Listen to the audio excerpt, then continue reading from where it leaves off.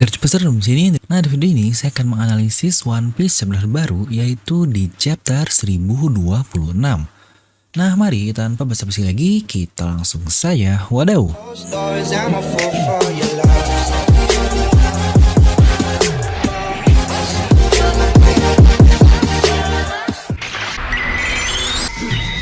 Nah, seperti biasa, sebelum lanjut video ini jangan lupa untuk subscribe dan juga nyalakan bel notifikasinya ya. Karena kalian tidak akan tertinggal informasi menarik seputar One Piece hanya di channel Devil Nomi. Pastikan sebelum kalian komen apapun, kalian menonton video sampai habis, jadi tidak ada informasi yang miss dan juga yang setengah-setengah. Dan buat kalian juga yang ingin merchandise Devil Nomi, kalian bisa langsung klik link di deskripsi video. Oke, seperti biasa, kita akan membongkar tuntas One Piece chapter baru, yaitu di chapter 1026. Dimana di sini kita akan menganalisis lebih dalam panel-panel di chapter tersebut, yang pastinya bakal kelamaan lah kalau kita ngebahas ini di video review kemarin.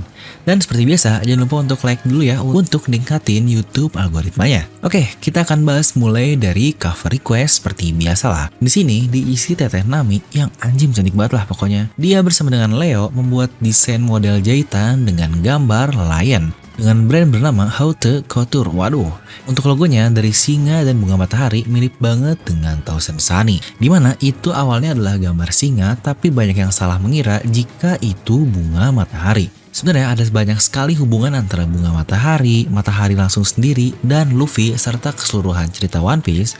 Ini sudah saya bahas lengkap di video tentang matahari ini yang pastinya sangat mind blowing. Kalian bisa langsung klik kartu di atas kanan ini. Dimana untuk chapter ini dimulai dengan pandangan ke arah ibu kota. Ternyata pohon sakura raksasa itu menghadapnya ke arah barat ya. Karena kita pun tahu lokasi Onigashima ini ada di selatan ibu kota dan Fuji ini ada di utaranya dari ibu kota bunga. Jika kita lihat ini adalah perspektif dari arah Onigashima menuju ke arah ibu kota bunga. Dan ternyata pohon sakura besar ini mengarah ke samping dan itu sepertinya mengarah ke arah barat. Yang sebenarnya cukup mencurigakan juga sih, kenapa tidak langsung mengarah ke bagian tengah saja ya seperti normal lah. Tapi kenapa udah membuatnya secara tegak lurus seperti itu? Ya mungkin ini bisa jadi bahasan menarik. Di sini terlihat Tengoyama yang sangat khawatir kepada Tama. Ya samalah seperti ketika Tama sebelumnya berkelana menuju Udon bersama dengan Chopper, Kiku, dan Momonosuke. Entah kenapa ya, Tengoyama ini seperti harus banget nih bagi Tama untuk dapat selamat. Sebenarnya dari awal kemunculan Tama pun udah cukup mencurigakan sih, karakter Tama ini pasti bakal segitu pentingnya. Yang tidak lama, ternyata dia ini ada hubungan langsung dengan S, kakak dari Luffy yang bahkan menjadi teman dekatnya S lah di Pulau Wano ini. Dimana S sendiri adalah salah satu orang yang sangat penting di serial One Piece ini. Dan lebih jauh lagi, di Onigashima dia mengubah gelombang perang dengan Kibi Dango-nya kepada para gifters. Yang bahkan sempat membuat Olin jadi baik dan akhirnya menghajar salah satu Tobiropo dengan sekali gebok saja. Itu adalah Pechuan. Dimana bocah cilik super lucu ini dari awal Wano pun sudah sepenting itu. Dan masalahnya dengan S yang sebenarnya belum selesai ini pasti diwariskan kepada Luffy nih. Yang bikin penasaran juga ya, apa ya kira-kira peran untuk Tama ini ke depannya? Apa akhirnya Luffy akan mengikuti mewariskan S padanya untuk membawa Tama ke kapal topi jerami ini sebagai ya anak magang lah? Mengikuti waktu dulu Rox lalu juga Shirohige, Roger yang dimana semuanya punya bocil di kapalnya dulu. Toh bukankah hubungan antara Momonosuke dan Otama pun sangat kuat sekali nih? Dimana sebelumnya mereka ini terlihat seumuran. Apa jangan-jangan dia akan didewasakan juga ya, biar bisa jadi kunoichi yang menawan seperti keinginan dari S dahulu. Ya untuk hal ini emang patut untuk ditunggu sih. Serta di panel ini pun kita melihat Onigashima sudah sangat dekat sekali ke ibu kota bunga. Karena bayangannya sudah terlihat walaupun alasan kenapa semua orang tidak menyadarinya, karena ya ternyata benar lah ibu kota bunga sedang dalam keadaan berawan tebal. Sangat simpel banget sih alasannya, tapi make sense banget. Bener-bener dah Oda Sensei. Dimana kalau dari prediksinya Yuderon, yaitu YouTuber Jepang yang teorinya mantap-mantap sih, di situ dia memprediksikan kalau Onigashima ini akan jatuh di chapter 1031 nanti dengan judul chapter kemungkinan disaster lah atau bencana. Ini sebenarnya menarik sih, kita harus menunggu sekitar 5 chapter lagi nih untuk sampai ke 1031.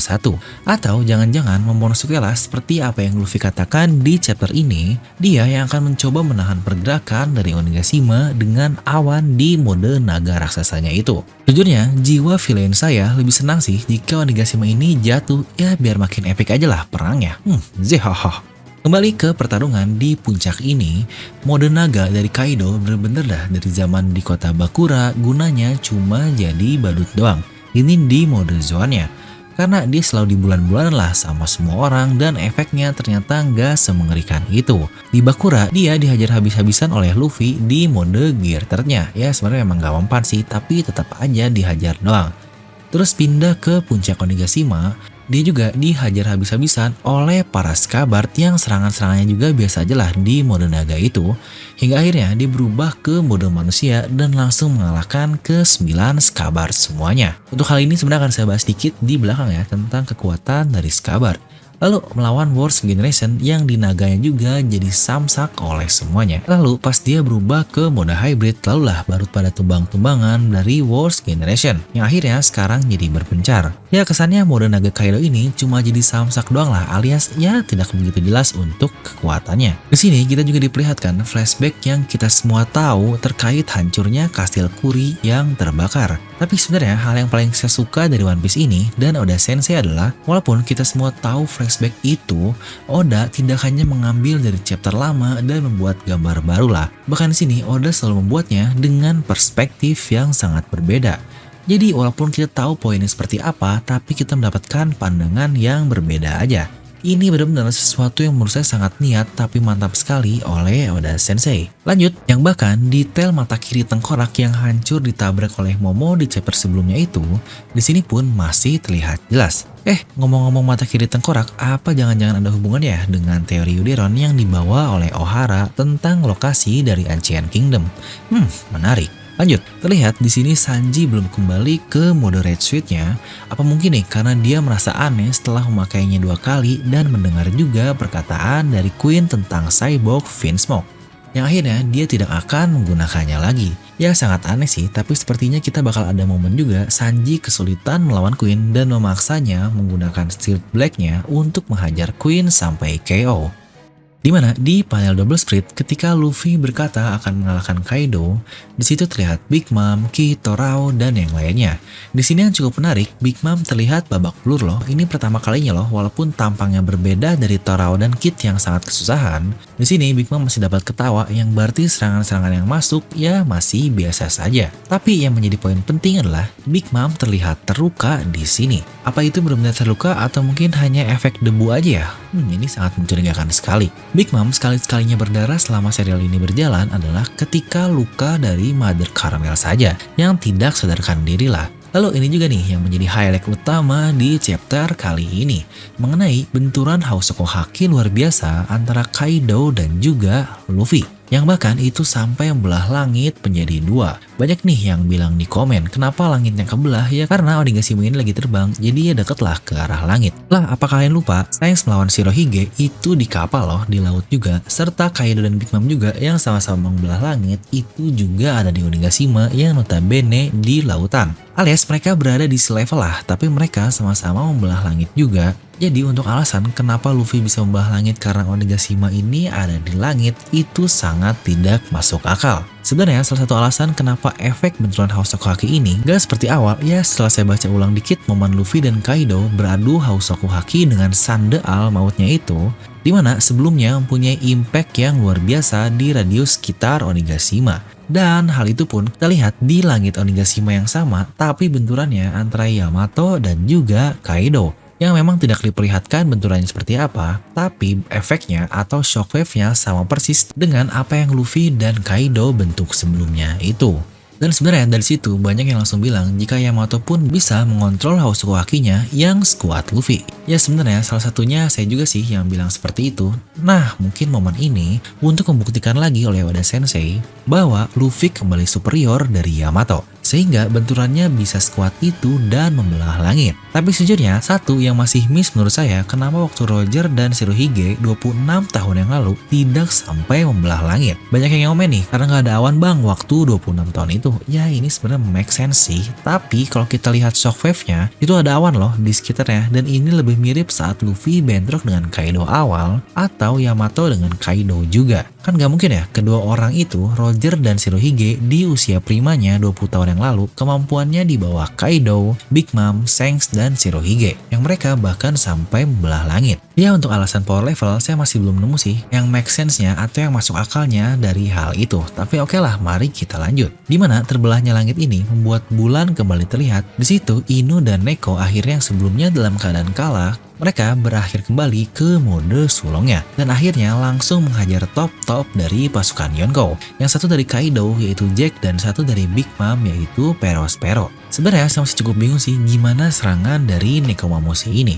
Dia nyabet doang tapi terlihat serangannya kayak menembus tubuh Perospero. Dimana Perospero yang kecil ini dengan tembusan yang sebesar itu, bukankah itu sudah cukup buat perutnya bolong besar? Kan gak mungkin ya dia mati begitu saja. Untuk Jack ini masih oke lah karena badannya sangat besar. Nah tapi ngomong-ngomong tentang kemampuan Jack ini, bener-bener dah dari dulu Jack ini kerjaannya kalah mulu. Di Zou dia harus pakai gas beracun untuk menang, dimana dia juga dari dulu nggak berhasil ngalahin Ino atau Neko. Dimana untuk di mode sulong berarti jelas lah Ino ini jauh di atas Jack yang padahal awalnya kondisi keduanya sudah sama-sama terluka.